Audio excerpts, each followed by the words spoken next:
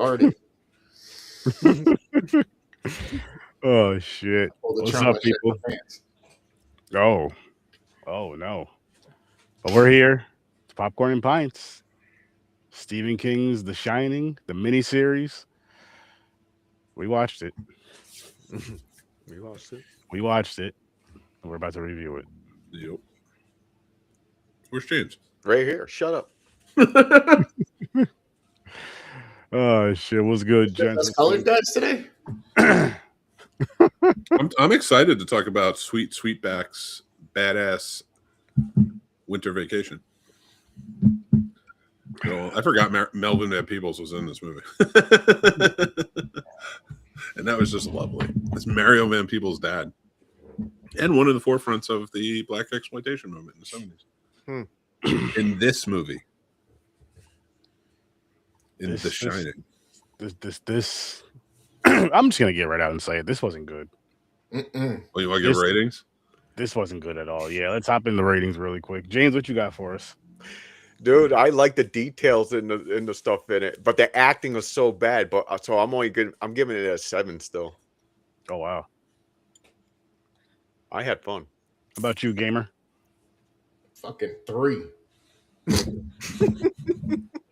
Mick? I don't think it's a 3 personally, but I give it a 6. I'll give it a 3.5.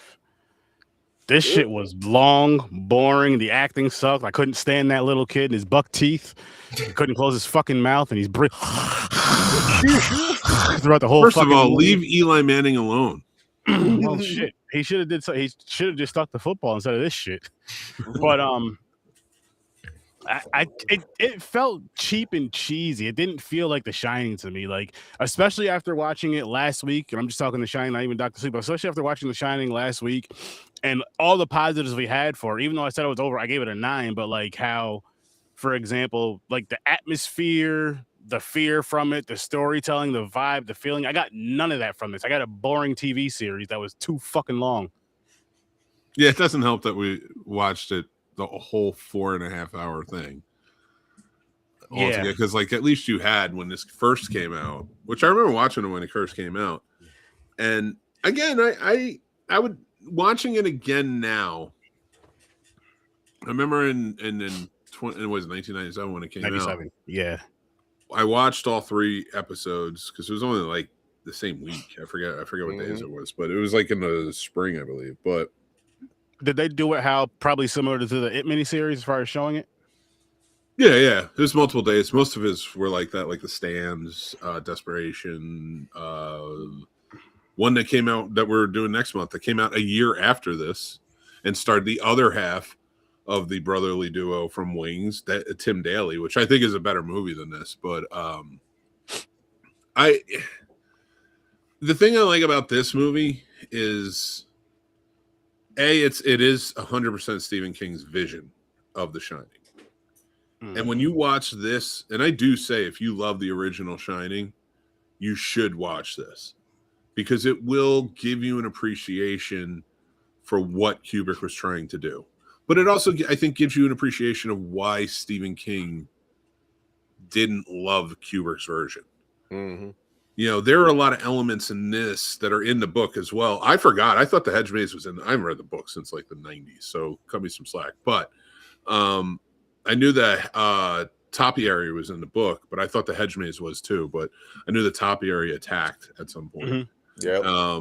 So it was cool that they added it, but that's neither here nor there. That's not really towards the point. My point with this is like there's so many elements to this that Kubrick, for good reason and in a great adaptation of the book, removed certain elements and made the movie a truly scary movie. This is not a scary movie. Mm-mm. No.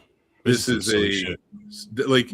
this isn't even a great representation of the book. Because the book, it startles, you have your imagination.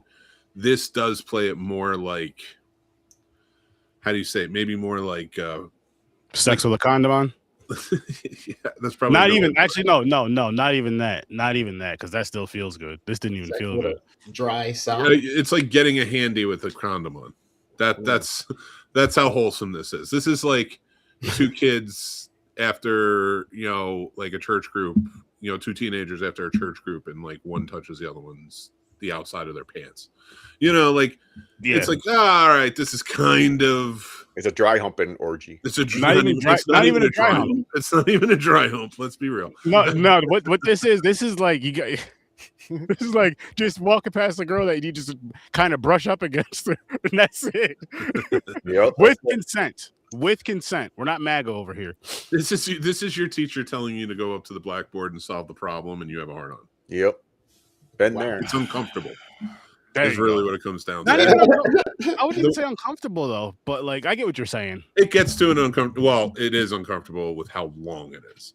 This did not, and like, listen, King wrote it. He wrote the teleplay for this, and he produced it. Like, this was his vision. He got Mick Garris, who's directed some other stuff. He directed The Stand and other things. So, like, I'm glad they got Mick Garris. Mick Garris did make it look cool, but like for this one, it bugs me because the original, regardless of whether he agrees, does hit the same themes. Mm-hmm. And I do understand why he's upset, because this was an incredibly personal book when he wrote it, because of his alcoholism and him being a father, and all of the themes that are in this movie that were not in the first one definitely show that. So I see why he wanted to make this. It's almost like somebody took your book, adapted it in a really cool way that everybody loves, but they forgot the things that were so personal to you writing it. And they did add this. He was a good father. He wasn't a piece of shit like Jack Torrance in the 1980 version, which we discussed. He is. He hated his family from get-go. Oh, shit, yeah, and that was the point. And I think that made it more realistic, whereas here, him fighting would have been good if there were more interactions. We had 4.5 hours, and we didn't get to the interactions until like the third episode. Yep. So like, you're kind of like, how many times can you watch swing when somebody walks out of the frame before you're like, all right, we get it, something's here. Like, I don't know, like this movie just added too much and it didn't need it. Yeah, the best thing about this movie is that it was shot at the well, they call it the Stanley now, but the Stanley, and I got to go there, so that was dope. But other than that, everything else about this movie for the most part I didn't like. So this is the real hotel. Yes, this is the real hotel, and then the good movie, The Shining. Yeah. That one was shot, I believe it was like on set somewhere in England. Mm-hmm. I guess because it was a lot cheaper. I don't know. No. I looked it up. It's in Colorado as well. The Overlook is only from The Shining. The Stanley is the one that he stayed at with room 217. Yes, that's what I mean. Yeah. Where Stephen King Kubrick stayed picked at, this one picked the other one. Where Stephen King stayed at is where this miniseries was shot, which is in Colorado, which I got to visit and go on tour, do a little tour thing to do, which I'd love to do it again. And like I said, that's the only way I'll watch The Shining again. Not this bullshit, but the other one is in the Stanley. I know it's not the same one where the movie was shot, but I think you still get the feel. You probably get better feels watching that than watching this. You watch this, be like, oh, cool, I can go down this hall, but I don't want to watch 4 hours of this again. I don't even want to watch 45 minutes of this again. I don't ever want to see this again in my life. Like, stop hating on it. This is 1,000% retired for good. Never watching it again unless I have to for a show. But I don't see us reviewing this again. So just throw it in. This is not worth the late fees. This would have been brought back the same day. Like, yo, my mom grabbed the wrong Shining.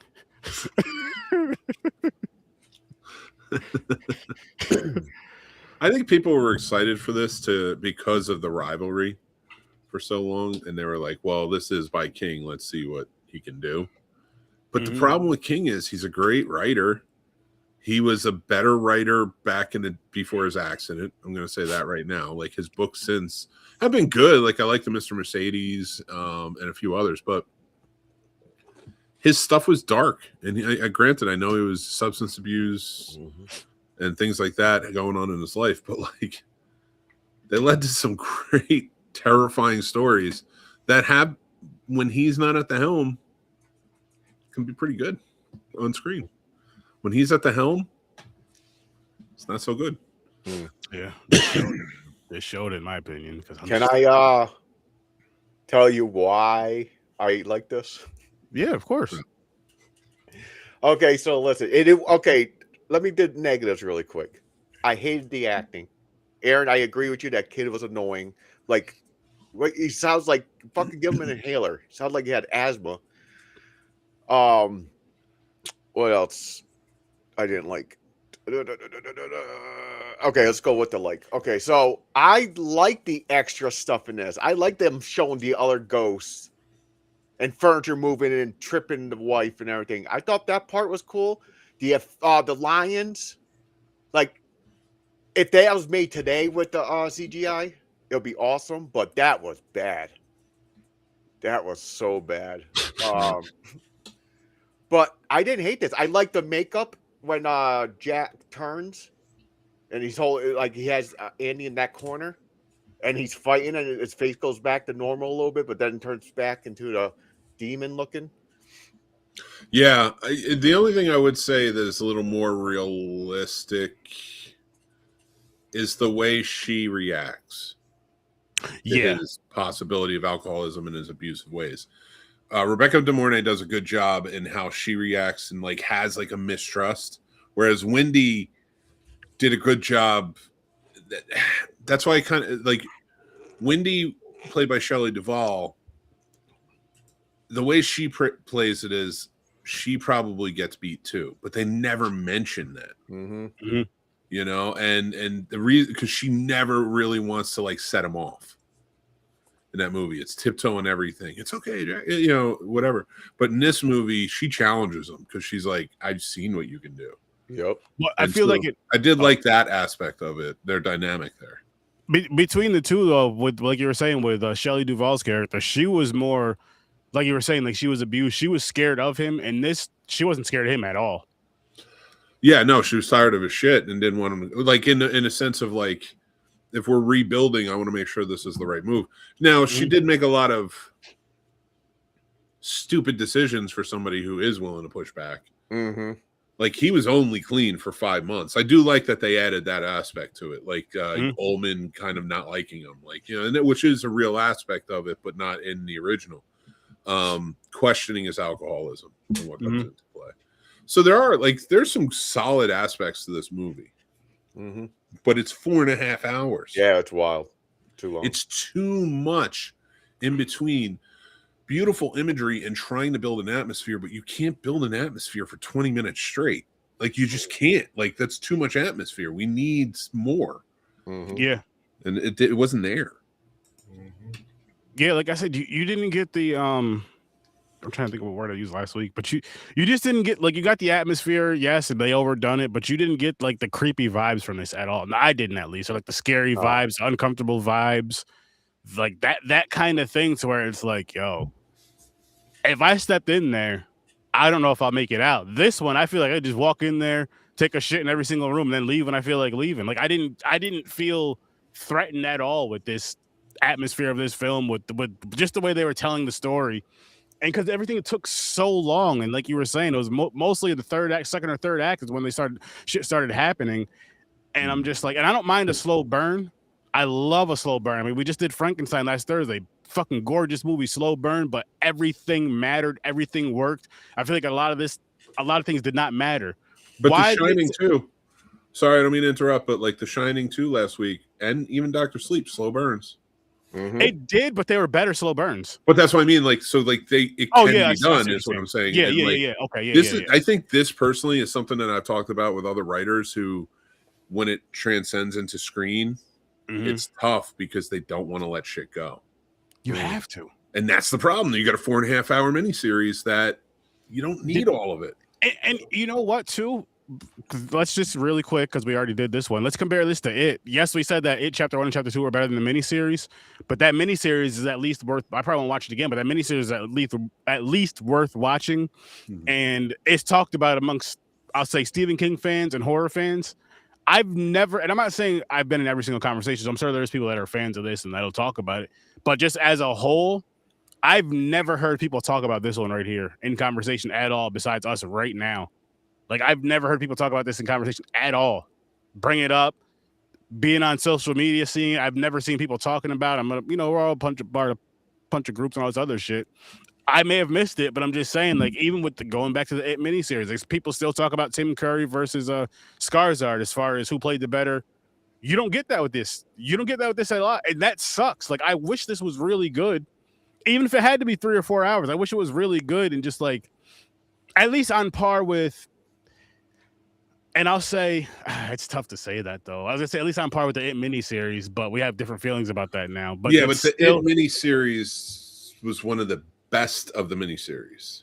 Okay, so like I would still say this is better than some of the other miniseries. Like this is better than Night Flyers. This is better than Langoliers. This is better than Tommy Knockers. This is better than and for all of its flaws, it like the parts that hit, they do a good job. Yeah, it is a little overacted. Like, I mean, you got to compare that to TV, and I think you got to compare it to other miniseries or stuff of that nature. You can't compare. I think taking any movie and comparing it to a Kubrick film is a little much. That's honestly a masterpiece filmmaker. It's more so of, I mean, yes, kind of comparing the movies, but more so of just like, again, the way the story was told, and this just didn't feel like The Shining to me at all. Again, besides it being in the Stanley, in the hotel that it's at, and the title, it did not feel like The Shining to me. I know they had the same names, but there's no way Stephen King isn't hearing this and being like, "Fuck this guy." Listen, I'm gonna say this right now to you, Stephen King. Don't do it. No. This felt like Disney was in control of it, and it's like the Haunted Mansion. Kind of was. It was an ABC show, and Disney owns ABC. There you go. It had to be family friendly. I get that. Yeah. I will say this: they had some very cool elements to it. There's one scene where what's his name, Horace, is behind the bar, and his face is like sort of made to look ghoulish, like with the white. But they did an effect with the lighting. Like I thought it was CGI, it was like but it wasn't. green. It wasn't actually visual effects. It was makeup effects and the lighting they did that I thought was really well done. And there were some other things that happened, like for a TV movie, where I'm like, this was some good effects. Like I like this. Back to the makeup and lighting thing, real quick, Mick. Is that similar to what you were talking about on your show a couple of weeks ago with? I forgot what movie it was, but we're like, I think the lady like transformed into a witch. It was like red and blue lighting, like one with the one lighting on, you see in her face without like that makeup that they used a different makeup effect. So she looked normal under one filter, and then when you switched it from a red filter to a blue filter, and when you switch it instantaneously, like there was a point where she goes like this, and then comes back up, and it's like changed, and it's all on camera. It's a really good effect. It's from The Octopus from 1935, and she's like a witch, and she just looks like a regular old woman, and then she starts laughing and like kind of kicks back, and that's what she kicks back, and then when she comes back down, her face is witch, like very much disfigured and such, and it was literally just makeup effects hidden on top of other makeup, and that could be seen by 2 different filters. Would that be something similar with this, or not really, or you don't know? No, this is just, I don't know exactly how to pull it off, but I would say it's just more the makeup. I mean, you can do some wonders with makeup for sure. I mean, look at we were talking about Frankenstein, which we just watched. Look, what they did with his makeup, I thought was fantastic. Where so like you can really make something almost look like it's like a visual effects.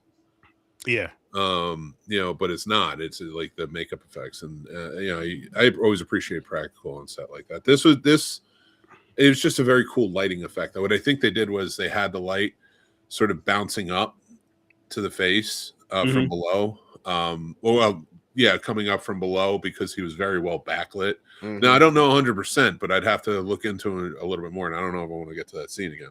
But like the way they play it, just the way he was sort of lit, it was really well haloed in a way. And then like it wasn't just that the white makeup pops, it's that it shines, and that's what I really dug about it. So it really is just how you place the lighting and stuff. Smart people and what they know how to do, man. It's insane. Anyway, what's the twins in this movie? I don't remember seeing. No. I don't think twins are in this movie. I don't know if Grady had twins. Yeah, she did. Yeah, he did. I'm trying to think though. Yeah. Stephen King, listen. Stick to writing the books. Hey, The miniseries, the movies, and all that shit. Just give them what your input, but let them do what they got to do. No, they weren't in the book. okay. So what were they in? This was bad. This was bad, Stephen King, and I'm No, a fan. they weren't twins. That's what it wasn't was. that They were bad. his kids. They were just kids. No, So they this weren't was bad. the same age. This was boring, Stephen King. This was very boring, Stephen King. I'm disappointed in this movie. Disappointed in this miniseries. I know you could do better, but again, just stick to writing the books. Just stick to writing the books. Give them your input, but don't take over. Because don't write the screenplay. None of that. I could argue you could cut this down to maybe 2.5 hours, and you could have a pretty good movie.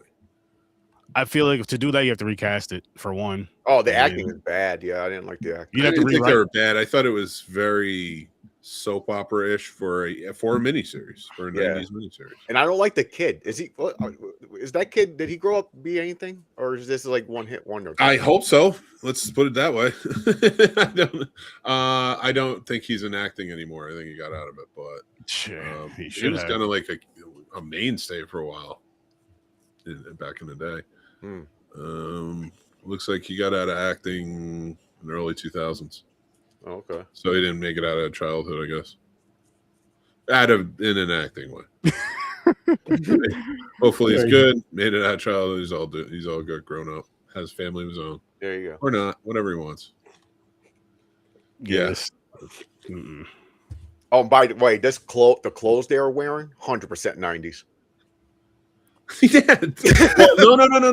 I don't know if this movie took place in the 90s. It looked like the little kid Andy's shit looks like a fucking 90s fucking outfit that a teenager would wear. How about Tony in this one, huh? That was closer to the book. Oh, Tony! I was like, wait a minute, is that his like a version of his father? At first, I was like, I'm looking. I had to put my glasses on because I'm going blind. I was like, oh, okay, never mind. You picked up on it that it was him, right? What? So at the end when he graduates. Oh yeah, that was him in the future, Tony. That Tony, the actor in the book, like I don't think you could see his face. Oh shit! Like I don't think he can make it out. I don't even know if it's conveyed. Again, I don't remember every little detail. I don't know how some of these fucking creators do it. Like where it's like, well, in the book, it's like I haven't read that in 30 years. How the fuck do you remember every little thing? Exactly. Like there's a lot of stuff that happened in this movie because I haven't seen this since 1997. Yeah. And I think this is the thing that kind of propelled me to read the book. Is to see if it matched up well, because it did not match up to 1988 whatsoever. At all. So like reading that, like it's around the same time. So like watching this was kind of like a good refresher on some things. But yeah, no, legit, it does not hold up. Not like Kubrick's does. Sorry, bud. Sorry, Listen, meaning Stephen King. Yes, Steven, we're sorry. I'm not sorry. I have nothing to apologize for. You should be apologizing to us for this bullshit. No, we don't need to apologize to us. 4.5 hours. It is long. Yeah, Aaron, bring my score to 6.5. There was more negatives than positives, I was thinking. So I think it was supposed to take place in like the mid 70s. That didn't look like 70s clothes. That looked like he had like 90s jeans on. He had some Levi's or whatever, fucking Wrangler. I don't know what he was wearing. There's budgets on movie sets, dude. Especially TV movies. He wasn't wearing Jankos around. Calm down. And they had Halloran live in this one. Huh? He survived in this.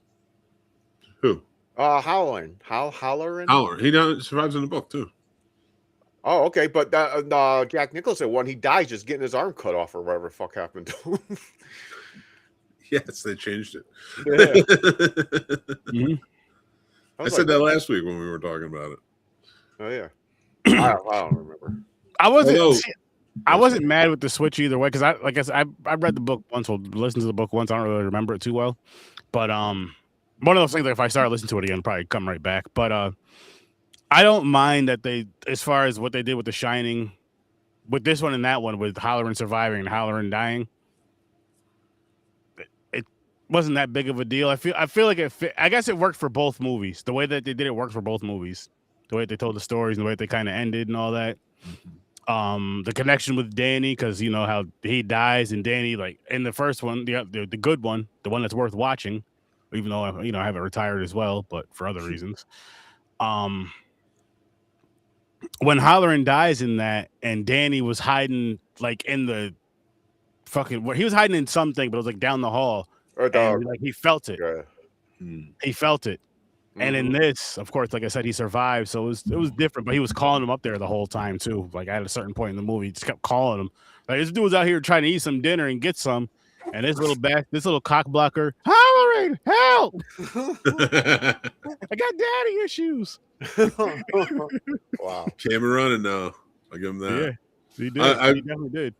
This is a good indicator too of like why Kubrick's is so much better. Is because could you imagine Dr. Sleep being a follow-up to this? Oh my god. Jesus. Yeah. No. Like even Mike Flanagan had to be like, we gotta go off some stuff. On top of that, to say that too, like The Shining came out in the 80s. Dr. Sleep came out in 2019, and it was just like butter going all the way across the warm piece of toast.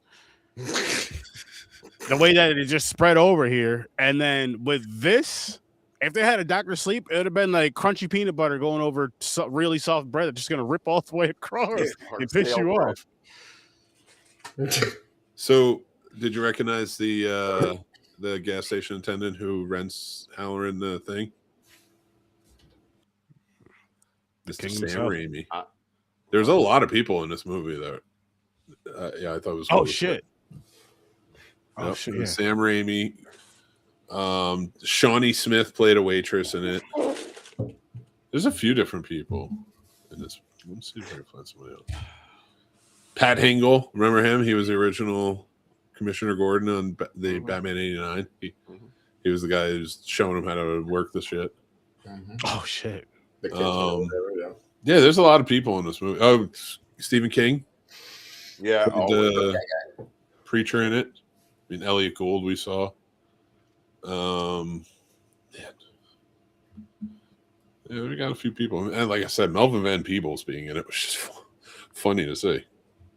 Yeah, you have all those people in it, but the movie it was just bad, man. Unfortunately, which you know what, it was bound to happen. I mean, it happened on Horror with Sturd-O-Vision. We hit a stinker a week and a half ago with Until Dark, and we did it here with this one.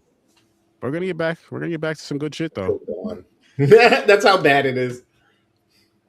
Listen, I enjoyed this I used to love these miniseries when they came out in the 90s. Yeah, I mean, for this time it was fun. Yeah, but yeah, it is bad. You know what it is though, like maybe just because I don't know. Actually, I kind of do. I don't think I would have liked it back then either, but maybe I would have liked it a little bit more back if I would have seen it back in the day versus now.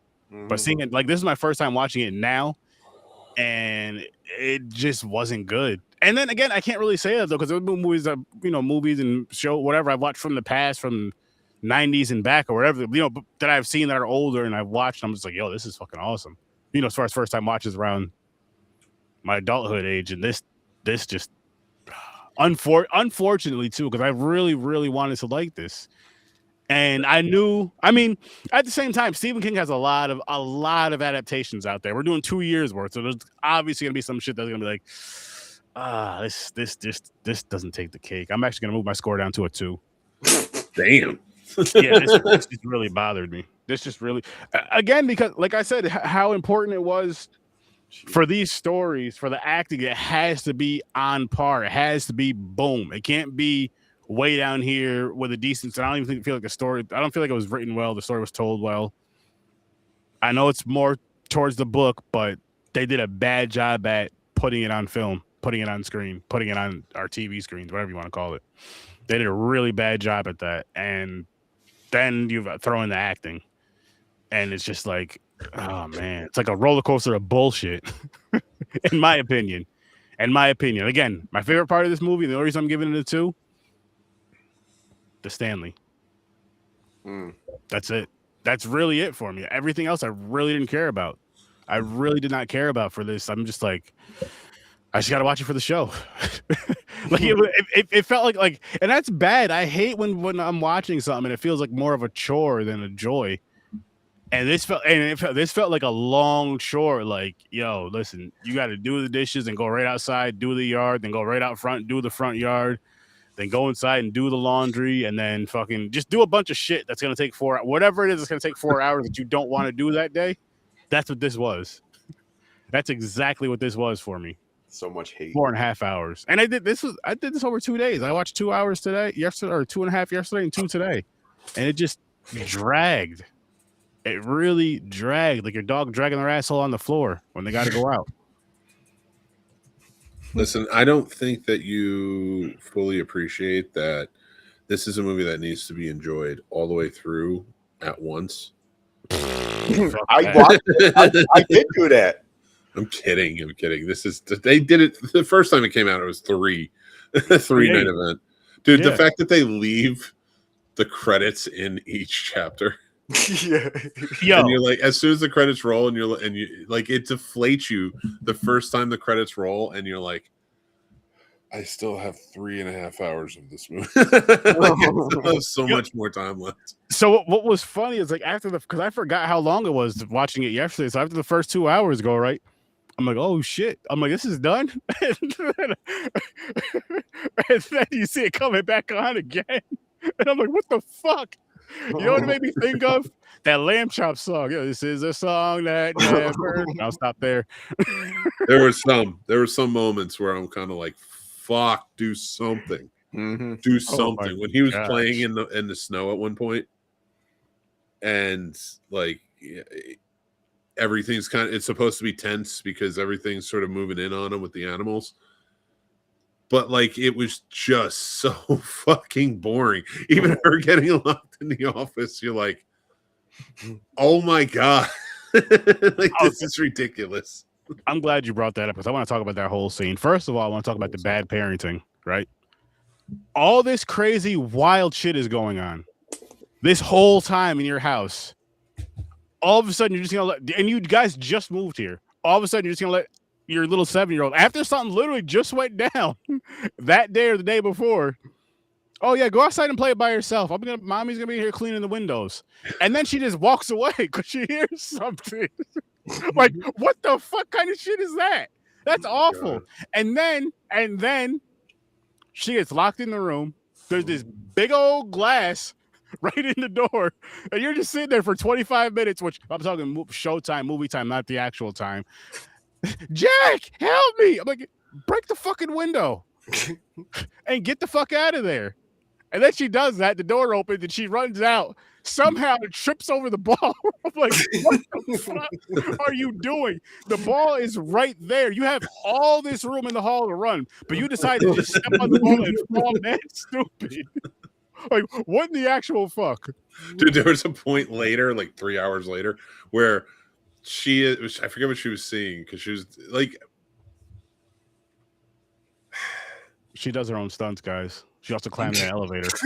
But there was one point where she's backing up, and then you see the ball on the floor, and I'm like, are they going to do this gag again? Are they going to make her? And thankfully, they didn't. Like, she picks it up, but I'm like, she was starting to get closer and closer to it, and I'm like, are they really going to make her fall on this thing again? Oh my God. Like are we serious right now? How? If it worked the first movie at that point. It's true. It's more true to the book with the mallet, the croquet mallet. There's no axe in it. So when he takes the axe to Scatman Carruthers, Dick Halloran in the Kubrick version, and he dies, that felt like this felt like more of a definitive death than even the axe did. He beat the shit out of that old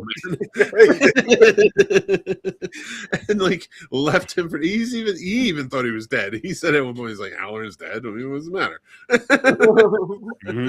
And I'm just like, how did an axe to the chest look like more of a wound you can walk away from than this? And he still walks away from it. Even the girl, he fucking blasted her in the stomach with the thing, took her knee out. Yep. Yo, he was beating the hell out of her with that damn mallet, and then he tried to smash her in the face, and she rolled away. I'm like, damn. Yo, He beat her like looked like he wanted to beat Jack Nicholson looked like he wanted to beat his wife and kid in the first one. Yep. Mm-hmm. This one, he was always trying to fight with it, but then at one point, it's like, guess you got that, and oh my god. And if it wasn't so cerebral because it hits, because I've heard it, but the time to take your medicine, Mm-hmm. he kept saying it too much. I'm like, Jesus. I was like, Every single time. King heard that too much as a kid or something. Like that's like one of his triggers. Yeah. Oh, when she cracked him over the head with the Jack Daniels bottle, that shit was kind of funny. I was like, oh my god. He scared me a little bit too because he kept quoting his dad, who was played by Miguel Ferrer, who I like the voice, who was a Night Flyer and a few other things. So he's Stephen King royalty, and a great actor. But like they kept playing up the dad thing, and he kept like quoting his dad throughout the entire thing, and I'm like, thank God I didn't turn into this. like he was just quoting his dad. My dad used to say, and I'm like, well, that doesn't make a whole lot of sense. Your dad wasn't too smart of a person. Yeah. Oh, sorry. No, I'm just. Oh man, I didn't like this. I did like that they made him an actual good writer, though. Like he could write. Like he knew. Like he. Nicholson does not carry himself like a teacher in any way, especially an English teacher who wants to write a book. He has no elegance. That's why, like, I love it because he doesn't write a book. He's not talented, so it makes sense. He's always posing. But that's not the case here. He's not supposed to feel like a poser. He's supposed to be somebody who can write. He's just too far gone with his trauma and his drinking. So, but the way he speaks, it sounds like an English teacher. Definitely not an English. Oh yeah, that's true.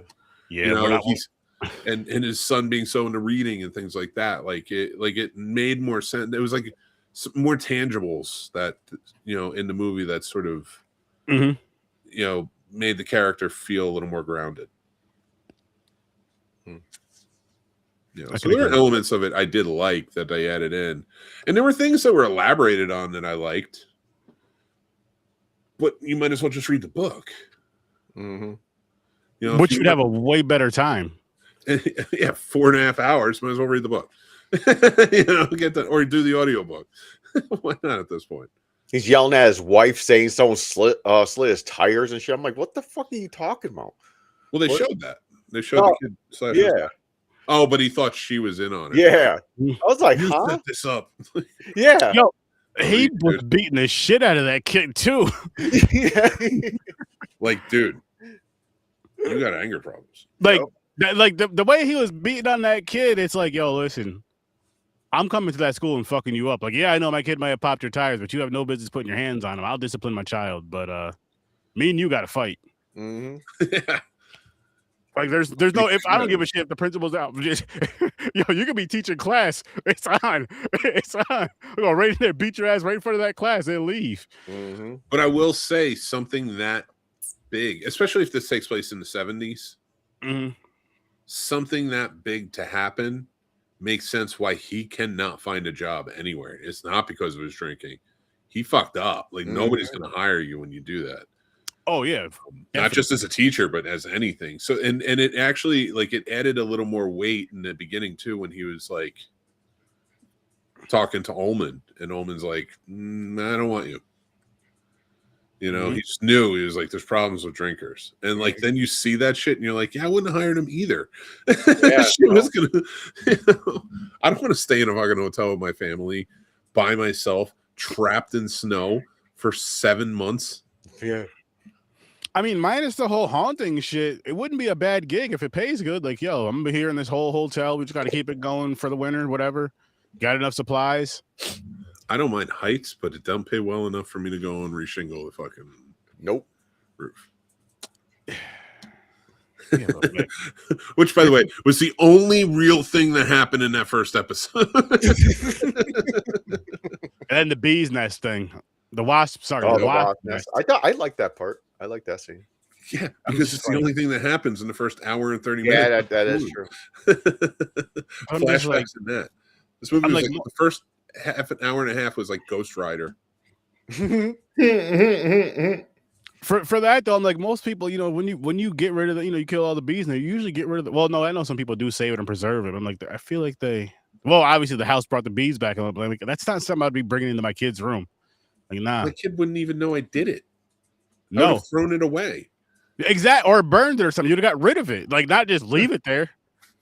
Hey, look how cool this thing is. Like, I mean, my kid's really into like insects and stuff, but like, that's another thing. It's like she pushed back on everything, but like not that. Like my wife would have been like, "That's not coming in. That. What are you doing, Mick? What the fuck do you think is going? What are you thinking? No, First you of want all, it? you didn't even bug bomb it right. He How did didn't. you fuck this up? It didn't. Nothing came out for like 6 hours, but all of a sudden when he goes to bed, it's like this is when they're like, "Yeah, we're gonna fuck this kid up." Mhm. You know, like what are you talking about? We're gonna get him now. We're gonna get him now.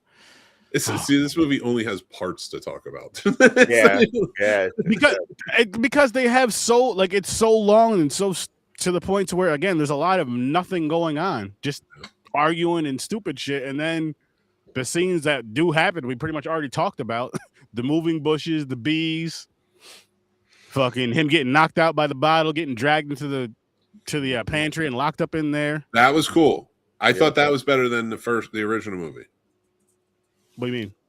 So like her, because like remember in the original movie, she drags him in and like he wakes up just as they're going in. There's no real tension whatsoever.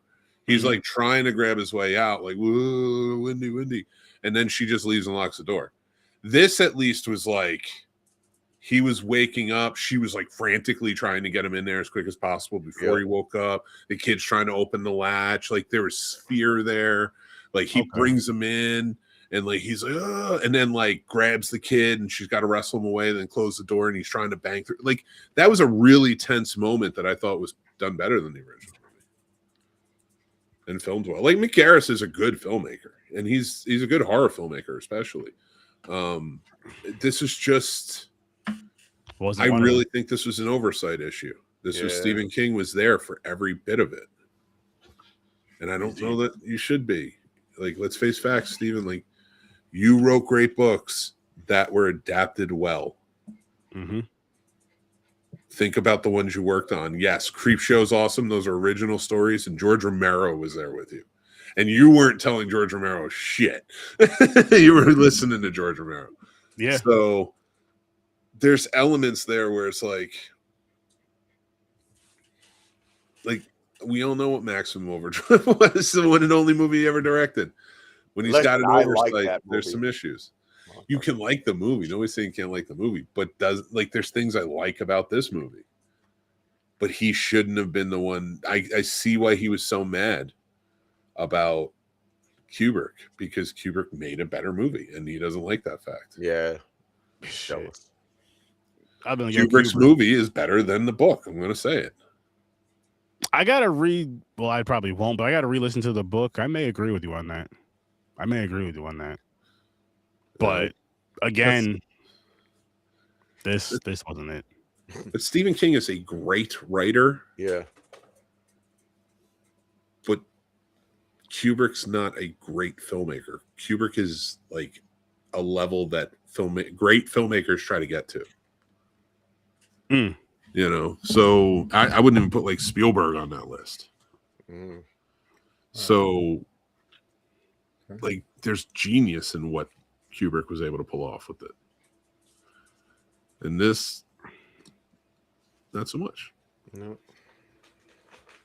We didn't even tell people, oh, Chris is missing. Oh shit, I thought he was just nodding the whole time. He was nodding. There he is. No, I'm talking about White Chris. And also Pete Chris. I was like, he's quiet. I'm like, what's going on? That's because I don't shut the fuck up. Yeah, that's true. You don't. I will now. Oh my god. So you want to take it away a little bit, gamer? He's like, not really. So my mama told me, never say nothing if you ain't got nothing nice to say. There you go. Yeah, but she wasn't talking about podcasting though. You don't got nothing nice to say. You go I ahead have and say something to say. I done said it. It pissed me off having to watch it as it kept going on longer and longer. This was absolutely a pure ego fucking driven project because simply the other one was that much better and done that much better. Sorry, bud. You tried. Let other people do what they do. You do what you do. Provide the source and let the rest of the people who come together as a team make these things awesome. Sorry, dude. Sorry, but dude. Yeah, he took his sunglasses off for that one. He's like, I gotta look you right in the eye, Steven. We need to have a conversation. our brethren isn't here. He abandoned us tonight. Mm-hmm. He made another friend. Yeah. He didn't complete the King-tastic voyage. Nope. Fail. But we're not going to tell him till the end. Yeah, I gave 3 points because it's a movie. A camera was used. There was some decent lighting effects and angles, but the sound was not as good as the Kubrick movie.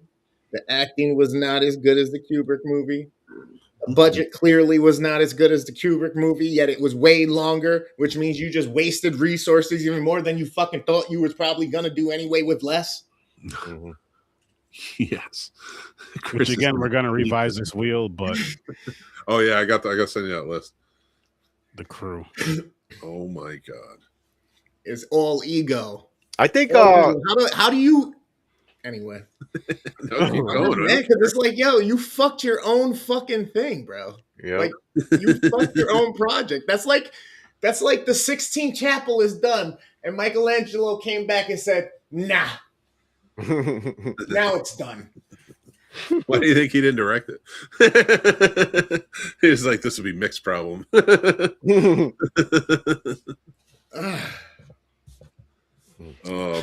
Mike Flanagan came in and set it straight. Married Sorry, too. Flanagan. You did your best. Well, no, Mike Flanagan did Dr. Sleep.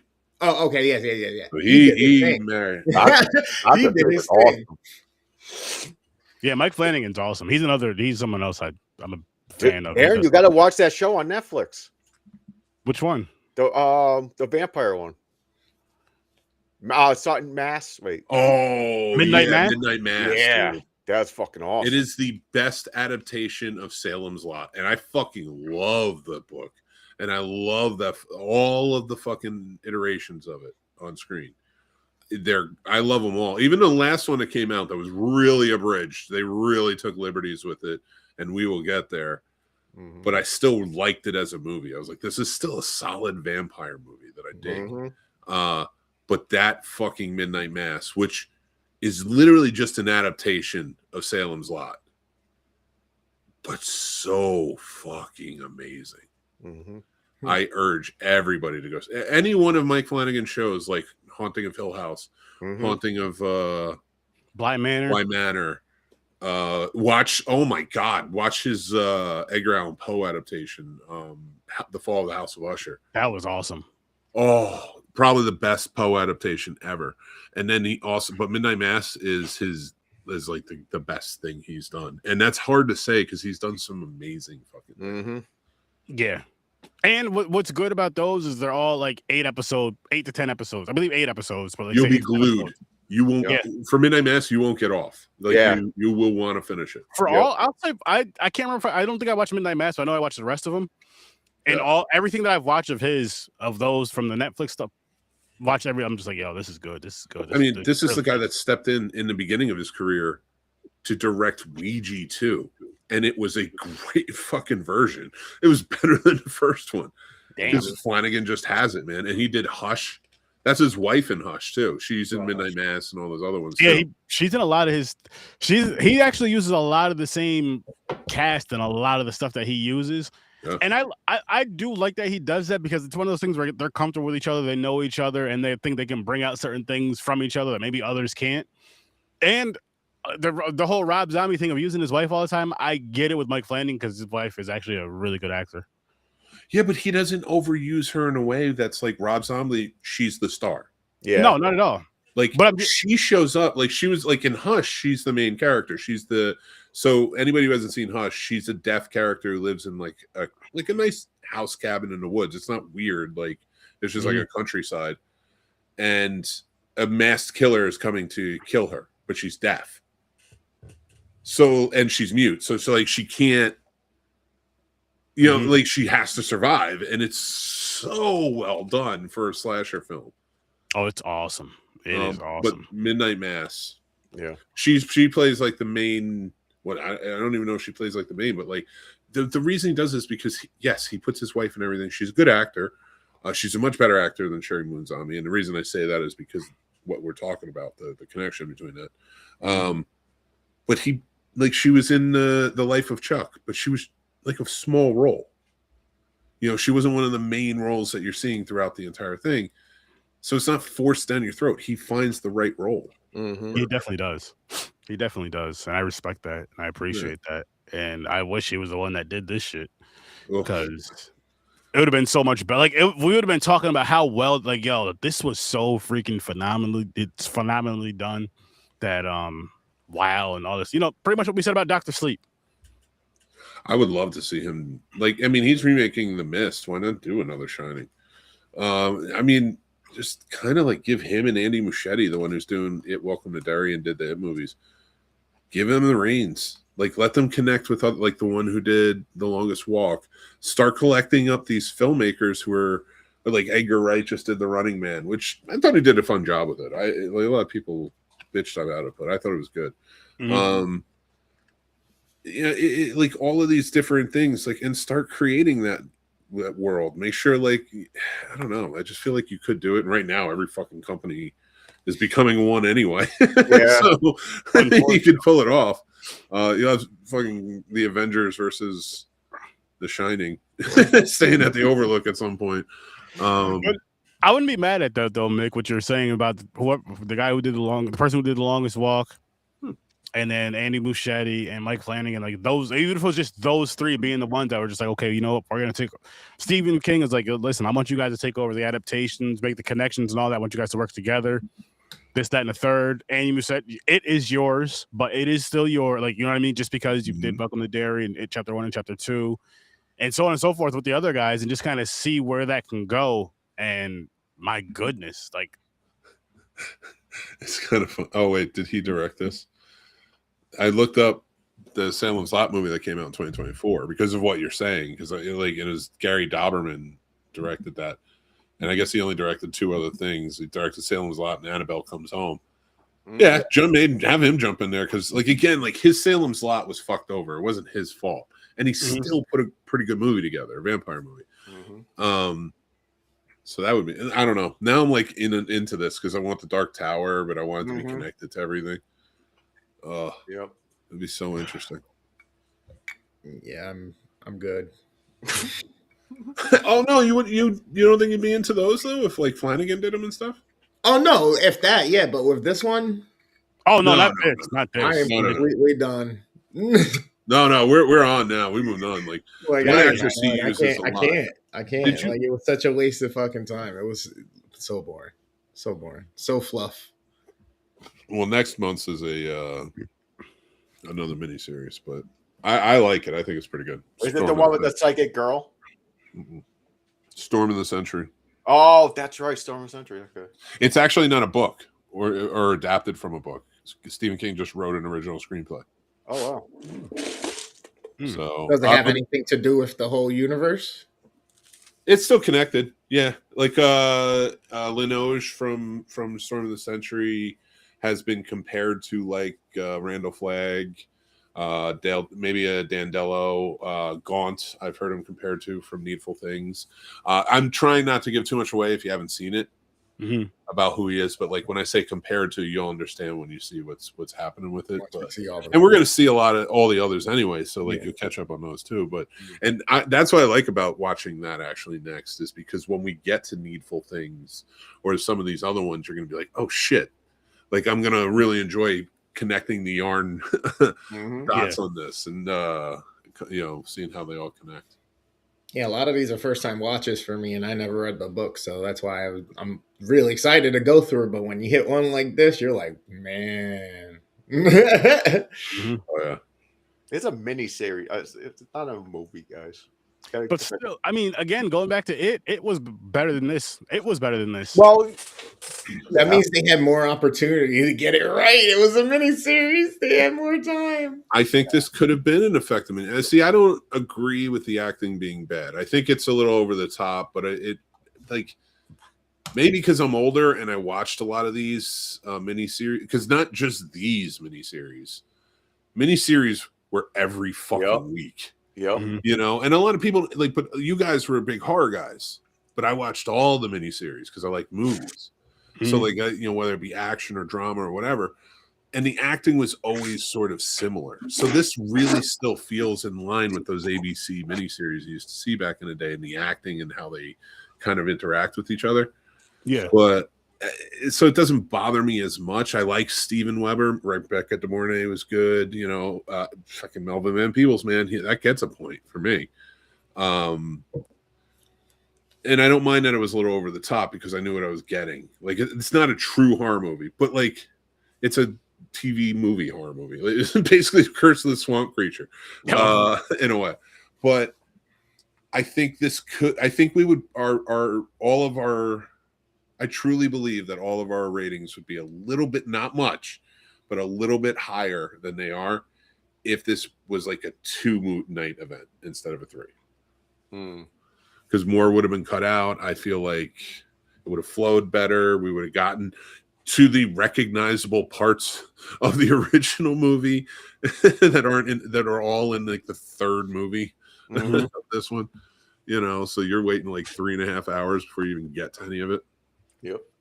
So and that's the biggest thing. That's the biggest gripe I have, besides the fact that I just wasn't interested and it was boring. But it's like, for it to be 4 out, like I hate when movies or miniseries or whatever you want to call them do shit like that, to where it's way longer than it needs to be, and you feel like it wasn't worth it. It wasn't worth watching, sitting down, putting that time and effort into watching this, and you know what I mean. It wasn't worth sitting down to watch. Honestly, it wasn't worth sitting down to watch, in my opinion.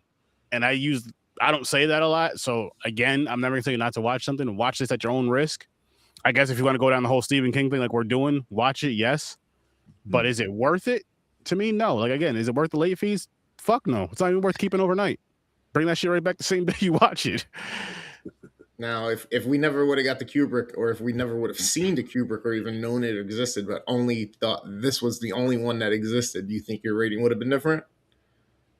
As far as like watching it now, or first time watching it, I probably still wouldn't like it. Yeah, I don't think it would have been memorable. Yeah, not at all. I mean, it's not going to be memorable. Or at the very least, as memorable as it is now. Like, people are aware of it. They know it's out there. They've probably, people our age have probably seen it back in the day. But that's it. But Kubrick's Shining, like, that's like a top 10 movie of all time for most people in horror section. Yeah. And I mean, I can see why when people talk about The Shining, like going to watch The Shining, this is not even thought about. There's probably a lot of people that don't even know that this shit exists. I didn't. Let alone, you know what I mean? So it's like, like if someone's like, yo, let's go watch The Shining. If somebody said, yo, let's go watch The Shining, and I'm like, I agree to it, and they put this on, I'm leaving. That was the weirdest thing. It's like, I didn't realize this existed, yet then when I was watching it, I got this weird deja vu feeling, but then I was like, why don't I remember this? And then I was learning as it kept going on why I didn't remember it if I did actually see it, because it sucked and I probably turned it off at some point. It's like, fuck this, Sonic is calling or something, or football outside, you know what I mean? Yeah. This was definitely one of those. I don't regret watching it, of course. I mean, I got it out of the way. I can say I seen it. I can be in the conversation about it, but it wouldn't be in a positive circle. So I don't even want to. You know, I'm just being honest. I'm just being honest. Like I can't act like, because there's times with movie fans that they'll say they're a fan of a movie, a franchise, or whatever, just because it's connected to that franchise that they know and love, or that director or writer they know and love. And you have to do the same thing and be honest. It'd be just like if shit, this is like if your kid's fucking up at school. It's like, yo, listen, you need to sit down, read your book, and redo this report. You shouldn't have failed this project, Stephen King. You had all the answers right there, Stephen King. And sometimes it also shows you people, not just men, I'm showing the people out there, let them egos go. Let the ones who are good at doing what they're doing do it, Stephen King. Because with this here, you took the reins of this one, Stephen King, and you fucked it up. You really fucked it up. Like, I wonder how this story would have been told if you let the director direct. And whatever the case may be, if you didn't take the reins, you were just like, if you didn't do the screenplay or nothing, you're just like, here, listen, I want more of my book adaptation into this.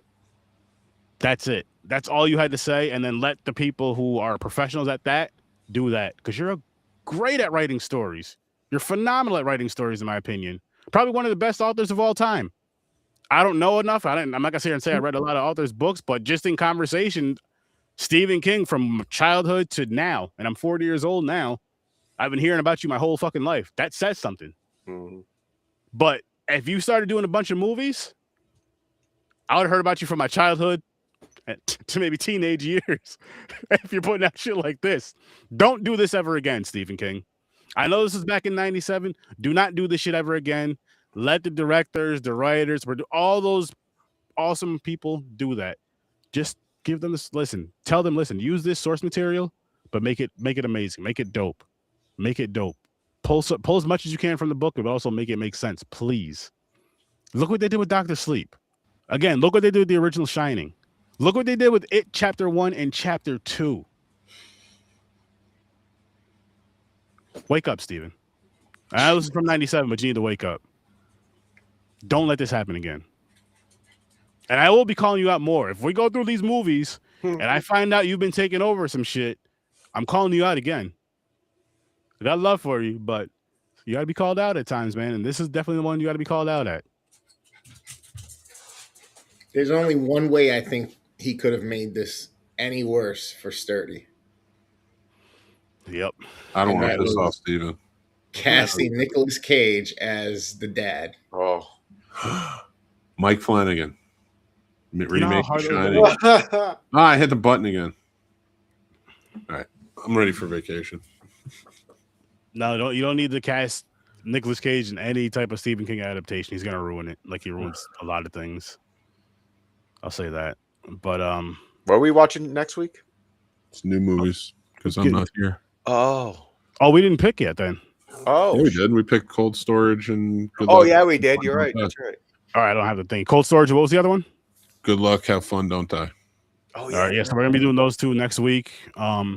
Which we'll have it all scheduled by that time. But make sure you guys are here next week at 8 o'clock. Gives time for both of those films, and then also make sure you check out Fade Theory. Make sure you check out Worst Damn Gamer. Make sure you check out the Scene Snobs, and make sure you're here for Horror with Sir Sturdy every Thursday at 8 o'clock as well. Scene Snobs 8:30, and just come on. Fade Theory drops stuff every Monday and Friday. Mm-hmm. Gamer's a wild card. I don't know when he's ever doing anything, honestly.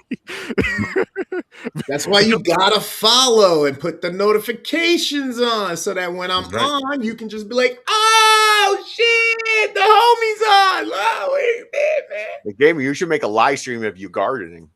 You should. Yeah.